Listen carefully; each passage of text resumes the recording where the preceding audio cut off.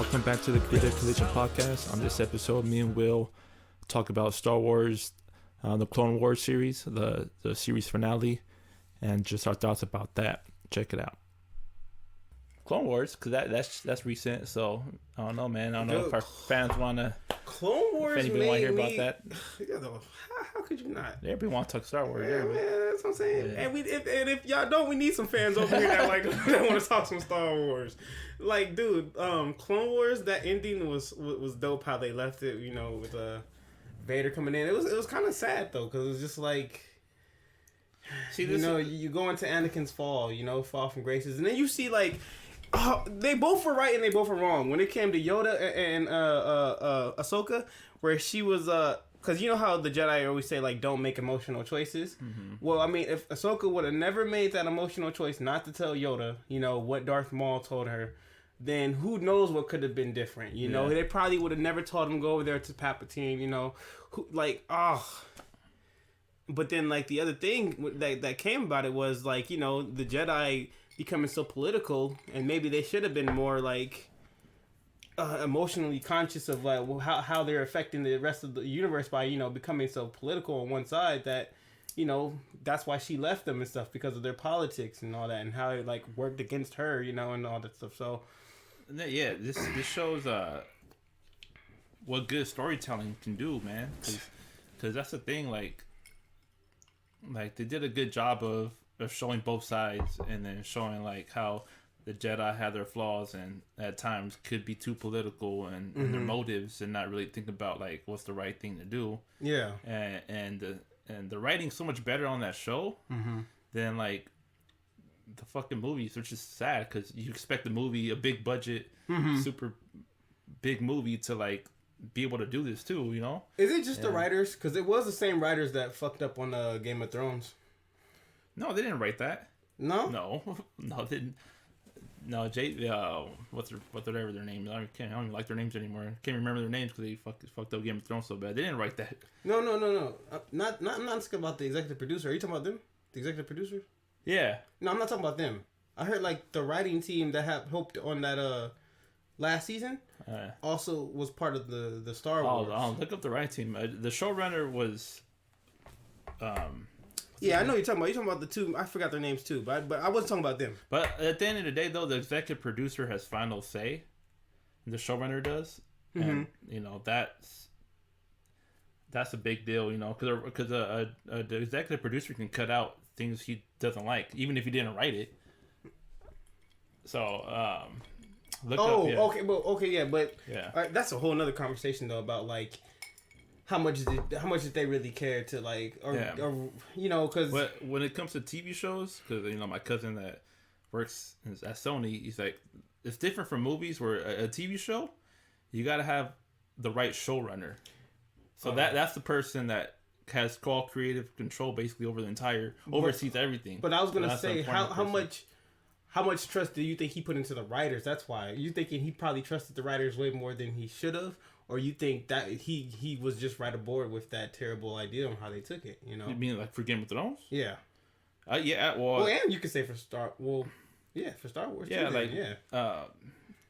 In Game of Thrones, they just stopped caring. Yeah, exactly. So they got what they got and they ran with it. They didn't really care, But you gotta have a showrunner that has a vision, that has like a direction they want to go, and that's what you can tell with Star Wars, with the Clone Wars. They had a direction, they had a plan. Like the movies were all over the place, man.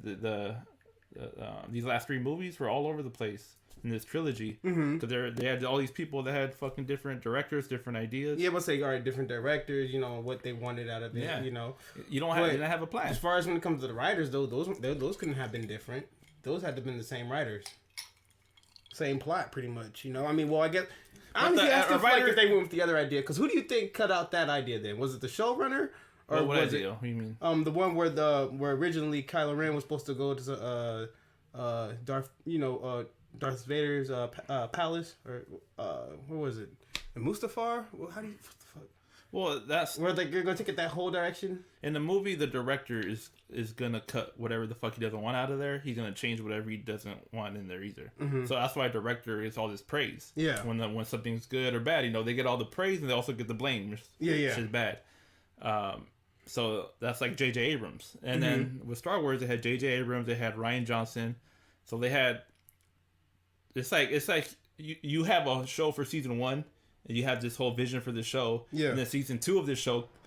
You're not working on it anymore, and some other dude takes over. He's like, I don't like what you did. I'm gonna do this whole shit all over again. That's basically what happened to the movies. Yeah. Yeah. So you think there's the same? Do you think the writing team was even different though throughout all 3 of them though? Because that's what I was saying. Like, I don't know, it's different because there's so many different writers. There's a team of writers. That's what I'm saying. Yeah. For like major movies like that, trilogies, I would think it's just gonna be. I wouldn't think you're switching out the team like that, because that's how you end up with like this 3 different type of stories, Yeah. So I was saying you think they kept the same writers, but like just their whole idea was just all fucking off. You know what I'm saying? I don't know because I think those writers might have been the ones from Game of Thrones. At least that's what I heard. Well, look it up, because I don't know who the writers are. But even if they are the same writers, it's still at the end of the day the person that oversees this shit and has a vision for this that. But I'm saying they're just probably just terrible writers, because it's like the person that oversees it and has a vision for it. He probably I kind of look at them as the grand scheme of things, of what they wanted to show and how they wanted to show. But like the specific details and all that stuff comes from, and how it's gonna and I guess like. Just the plot of it, like the actual plot of it, comes from those writers. And if you have shitty writers, then it's like... I think the plot or like a director or a showrunner will be like, this is where I want this to happen. And it's going to happen in these type of ways. Now just write all the little details that lead up to that. But he's don't like you telling think you the to write dialogue that. too, though? They're the ones who have to come up with the dialogue too, right? To convey like that. Yeah. Again, but the key points is like, this is what I want to happen. Just like fill in the gaps, basically. Yeah. So a writer has to do good with with all that stuff, but they're not. Every little detail is not them. They're not putting down every big plot twist is not them. They have somebody telling them to write this in a certain way. Yeah. Got you. But all right, so if I say, I want to, so basically, I want the twist to be, this is his father. Exactly. And then you have to... Exactly. You write the dialogue for that. You write Yeah, I can see that. I mean, you're saying that's like the type of control. Yeah, that makes sense. And then if they don't like it, like, can you rewrite this a different way? Yeah. Because I was thinking like it was the writers who probably came up with "This is your father." You know what I'm saying? I'm thinking like that, but then they might have come up with that line, but they definitely didn't come up with that twist. That was George Lucas. Yeah. Well, not saying that, because that one was George Lucas, but I'm saying like... Yeah, I know what you're saying. Yeah. So that's why writers, that's why they don't, their names are kind of unknown, because there's always like a group of people. It's, True. That makes sense. Because I used to think that too, like, why the fuck do writers like not get any praise? Like, you know what I'm saying? Because maybe, not to say that their part isn't big at all, you know what I'm saying? Like, of course their part is big in it. Yeah. But I don't know. Yeah. That makes sense. Well, yeah, I mean, there's so much good stuff you can do with Star Wars that if you just have the right, just the right story, man. Star Wars is filled with so many like great characters and so many like great like singular stories that you can make. Like they're gonna do the ObiWan thing. And Bill Burr's squad in the Mandalorian, I'm glad that squad got taken out, yo. Well, I mean, he didn't kill him after all, but yeah, I hated that squad. They're so funny. They're funny. Bill Burr's kind of funny. Oh, I found the girl, the one who threw the knives and shit. I found her to be annoying. I just found them to be annoying. Well, I think they're supposed to be kind of like annoying. I was like, man, I hope we don't see too much of these guys. No, I knew they weren't gonna be like important. Yeah. They're kind of standalone. All the episodes seem, a lot of them were kind of standalone little episodes. Which I like. I like that. I like that episode because of like the action and like he was like a stealth. He was like a Batman. He's like a Gizmo guy. Yeah, he's like a Gizmo guy. Yeah, in a way, because he didn't give me Batman vibes. Just more so. Yeah, because he's all tactical and stealth. Like it's like I was thinking more maybe like at the silliest Inspector Gadget. Because the thing comes out harder. I know that. That's why I said at the silliest.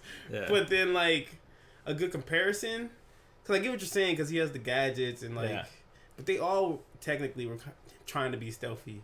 He just actually wasn't so big-headed enough to break from the plan like the rest of them, you know.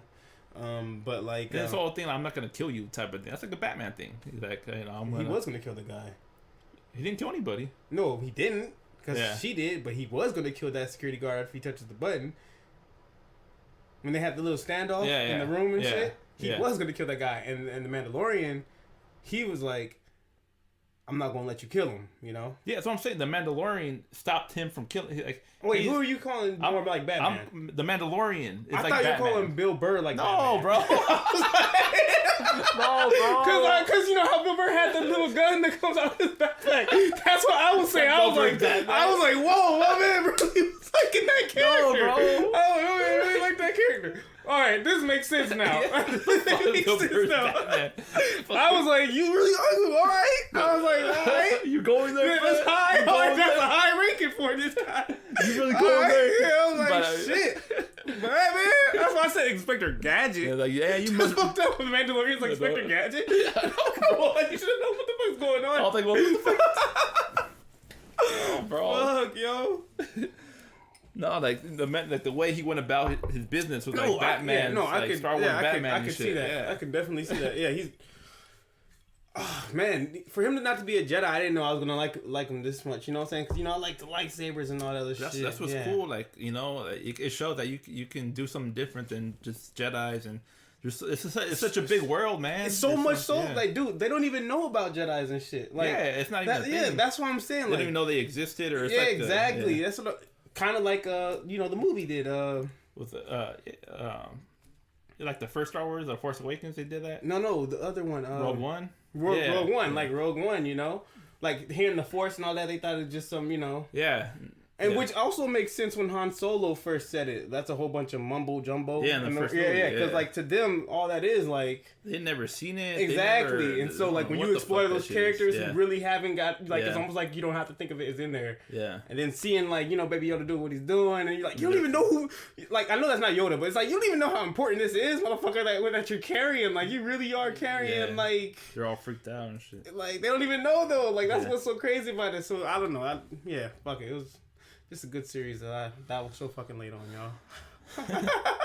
It's like a western, It feels like Galaxy Western. Yeah. It's pretty bad.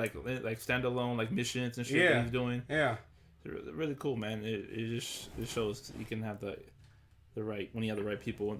Taika Waititi, who is the showrunner of that, he's gonna do the ObiWan series as well. So. Yeah, dude. Like At first, too, when I heard about the ObiWan series, I was like, yeah, I mean, because, I don't know, you know what I'm saying? I don't really like Obi-Wan Kenobi's fighting style when it comes to the lightsaber and shit. You worried about the fighting. Man, he's so basic with it, I'm like, ugh. I'm mad he got a beat over Darth Maul and Anakin. Now he kind of looks like that nigga with the skills, even though they beat Darth Maul twice. I know, 3 times, I think. I think they met. Yeah, I think they met did they meet in Clone Wars too? Yeah, because they killed them in Rebels. Okay, no. So maybe they didn't meet in Clone Wars. Yeah, they didn't meet in Clone Wars.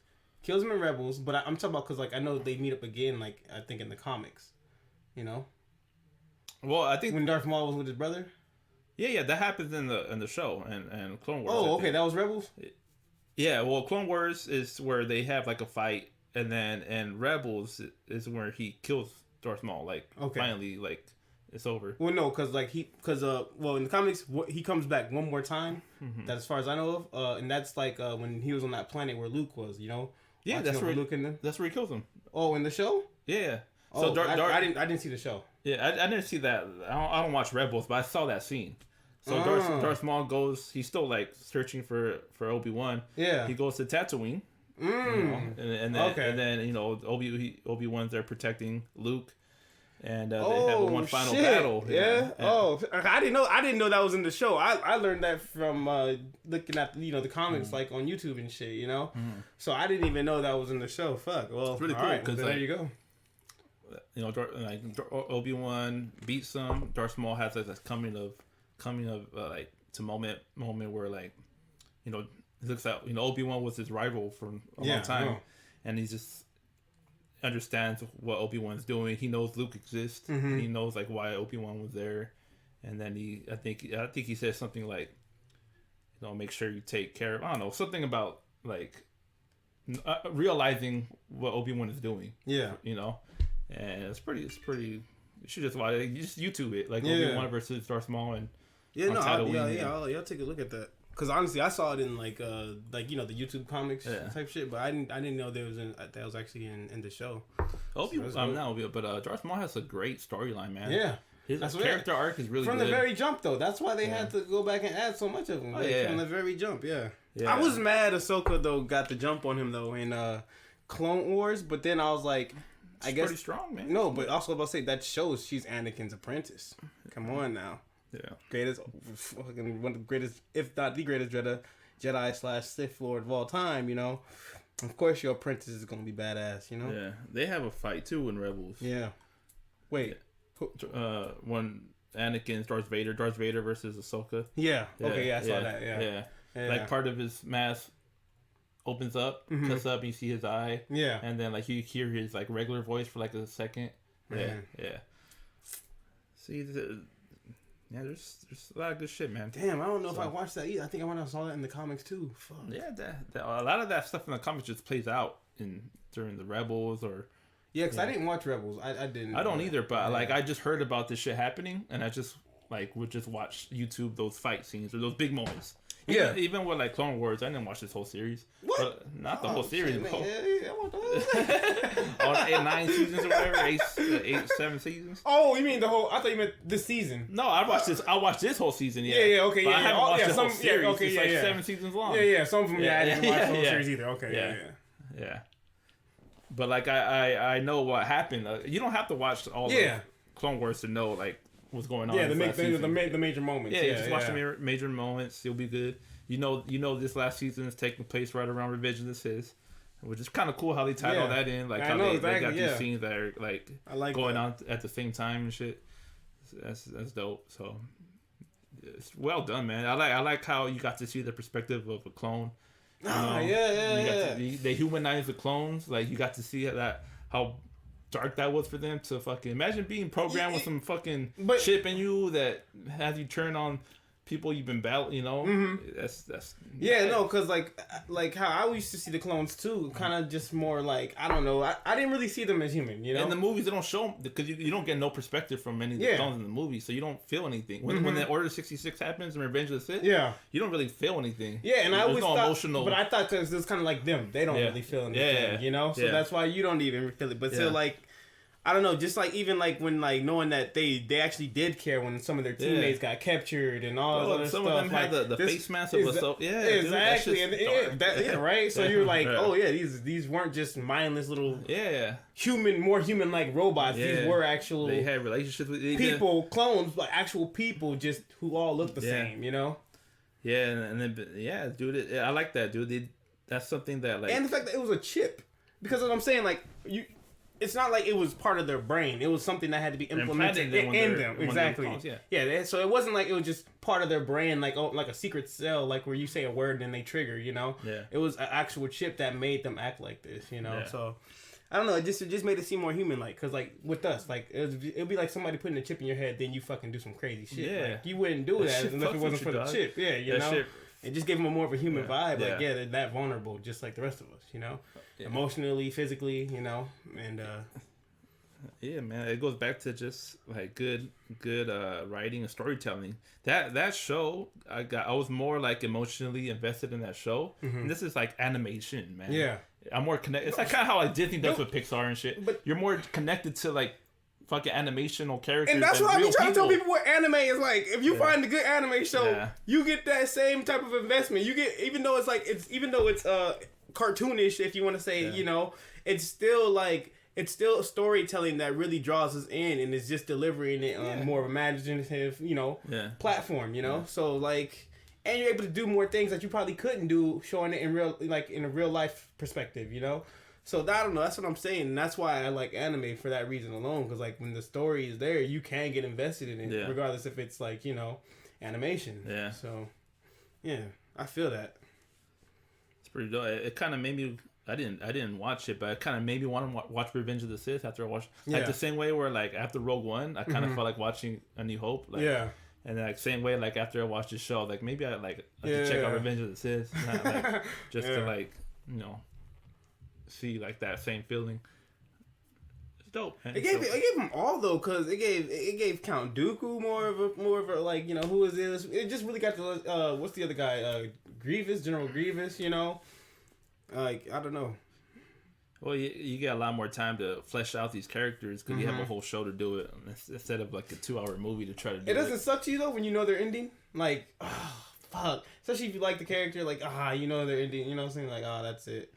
Like I don't know. For me, seeing like the way, like just hearing it go down, because we didn't even see it go down. We heard it go down. Mm-hmm. Oh, Anakin's over here, and we know what happens when Anakin goes over there. But we know what's going on. Exactly. So we're not seeing it. We're hearing it as she's hearing it. Yeah. She's not there to witness it, but we have witnessed it. So you're just like, it's coming. And then like you see what she goes through. Yeah. And I don't know. And then just at the end, seeing Vader go over there. Why would he go over there? Because he knew. That for me, it was kind of like, what are you trying to? Is he coming to hunt her, or does he still have a little bit of that emotional side of him to know that his princess was here? Let me go see, if possibly she probably survived, both, or probably he was just hunting Jedi like he was doing, and then just came across her lightsaber and like, oh shit, like I know who this lightsaber is, and just had like. But I'm saying you don't. I don't know. That's what I'm saying. Like I don't know. That's the thing. We can't see his face. So we don't really know. Yeah, he didn't even say nothing. He just Yeah, so. And then he put it. Didn't he keep her? Put it back down. I think he kept it. Yeah. Fuck. I don't. We don't even know how long that is. After. Yeah, exactly. Could be years later. Exactly, but that's why I was thinking. Like, what if it wasn't? Like, but then again, like we don't know. It's kind of like one of those like theories where you kind of like. I wonder if they should go into showing Vader's story, like progression after that. Should they go into more like, because we don't get to see really what happens to Ahsoka, in regards to after that, and then just I don't know, maybe seeing like, because how they had the comic book showing the adventures that that Vader went through, maybe bringing that to Well, I've always thought that they can do a cool Darth Vader like series, man, like him in his prime, like just like fucking picking up from there too, like fucking up Jedi and shit. Because we don't see a lot of Vader like actually being a badass. Mm-hmm. Other than like that scene at the end of Rogue One, and like and that was probably the scene right there. That was like, okay, so he was badass.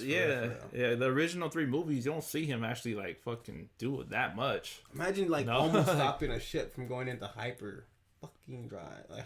Like what the fuck? He did that motherfucker like